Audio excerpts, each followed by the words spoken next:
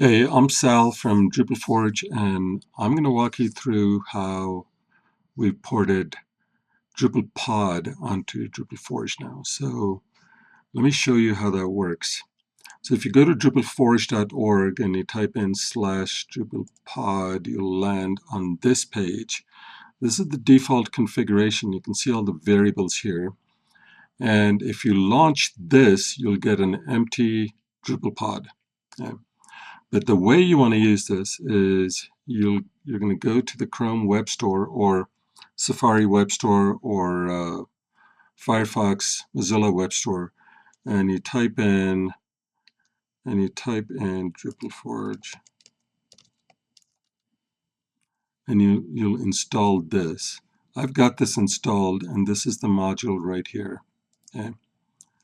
If you do install this, we've only got 1 rating, so give it some more ratings, give it some love here, and leave some comments. And if you need to hit us up on Slack, Drupal Slack, and suggest any changes you'd like. All right, so once you have this extension installed, you get this. There's not much to see here, but when you go to the issues page, I've just picked meta tags issues here. And even here, you're not going to see anything here. But when you go into the issues, so let me open up an issue here. So I'm going to go to the reviewed and tested, and let me just pick up this one. So I'll pick up this issue, and then once I do this, notice that this is now filled up, and I can now pick up a branch. And which branch do I want? Okay, 2.1, it's green light. And then the standard profile, and then I'll just say open dev environment.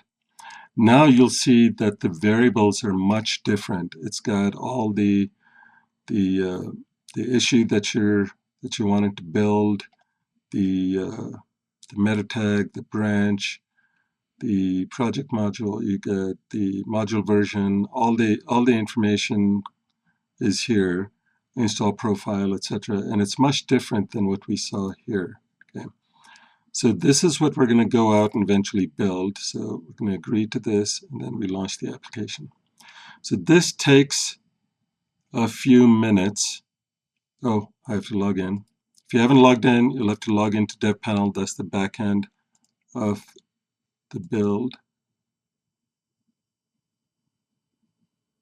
And then your pod starts building. And you can watch it build. Okay. So this can take anywhere, depending on what you're building, this can take anywhere from 3 to 10 minutes. So I'm just going to pause over here the recording, and I'm going to come back when it's done. Okay, I'm back. So this just got done. It took a few minutes. Let's see how long it took. So it took about 4.5 minutes. Yeah, about 4 minutes. So from 54 to 56. All right. I'm going to go back over here, and I'm going to launch this site. And here's our site. Then I'll go back over here, and I'm going to launch the VS Code.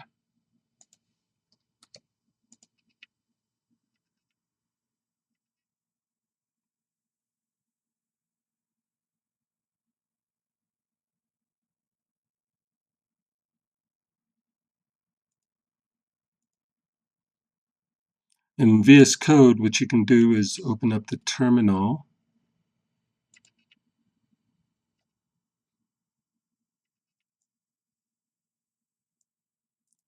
And let's just see. So what else do we need here? Okay, so let's just go in here and see, and say git status. So you'll see that you've got Drupal is there, and the meta tag module is there, and it's installed in the repos directory. So you see the meta tags module has been installed there as well. So it's up and running, and then if you wanted to do anything, you can see that if you wanted to work on this, you have Composer is pre-installed here, and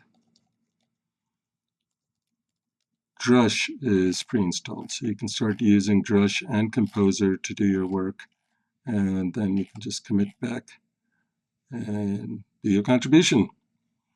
That's it. And so just remember to go to the extension, Chrome extension store, and download the Drupal Forge extension from there. And then just to recap, you'll go to an issue and then select the branch and select the core version and select the install profile. You probably want to select standard. That's what we do normally. Oh, there are some issues that we're still working on. So when you see a patch level here, so that sometimes still causes a problem. So be aware of that. If that causes an issue, please let us know.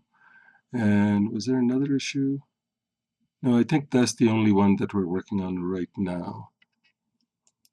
Oh, the other thing is that when you go back to Drupal Forge, when you start a container, does it show up in here? No. So the DrupalPod containers don't currently show up in here. The other Drupal Forge containers show up here, but the DrupalPod containers don't show up yet. So we're going to fix that so your DrupalPod containers show up here, and then if they get paused, you can go back and restart them and continue working on those. All right, so those are the couple of things we're still working on. And but this is just a quick update, and you can start using this right now. All right, thanks a lot. Take care. Bye. Well, I'm back. I forgot to mention a couple of points. I figured I'll come back and let you know about it. So when you go to the dashboard in Dev Panel, this is your application. There's your timer. This is how much time is left for the application. After that, the application gets paused automatically.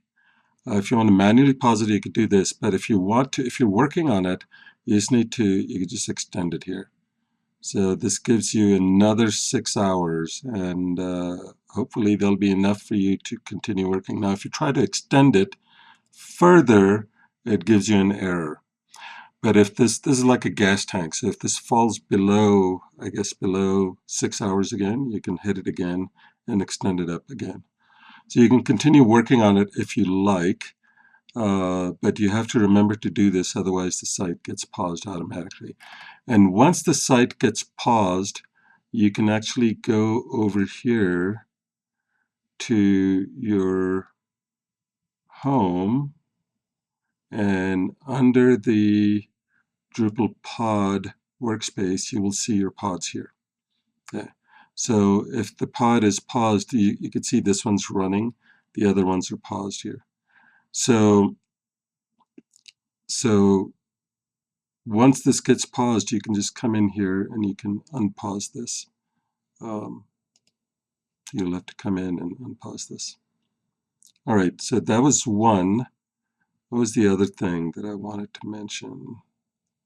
Okay, and the other thing I want to mention is once you're done working on it, you should go to the danger zone and then delete this application. So you can copy and paste this and just go delete it. All right, so that's about it. And let us know if you have any questions. Thanks, bye.